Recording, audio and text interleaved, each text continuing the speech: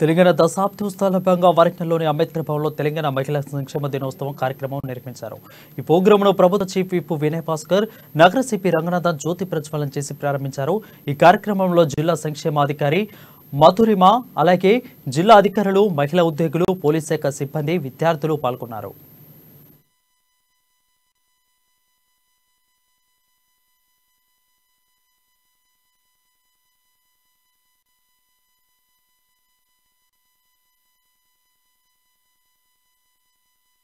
తెలంగాణ రాష్ట్ర ఏర్పడిన తర్వాత ఇన్ని సంక్షేమ పథకాలు మీరు అందుకున్నారు కాబట్టి, అందరు లబ్ధి పొందినారు కాబట్టి ఈరోజు నుంచి ఇప్పటి వరకు క్రమశిక్షణతో కూర్చున్నారంటే అందరూ కూడా ఈ ప్రభుత్వంలో లబ్ధి పొందిన వాళ్ళు ఉన్నారు కాబట్టి ఈరోజు ఇంత సభ విజయవంతమైందని కూడా భావిస్తూ, మరి ఈ గతం గురించి నేను చెప్పదలుచుకున్నా. సమైక్య రాష్ట్రంలో కూడా నేను శాసనసభ్యునిగా ఉన్నా.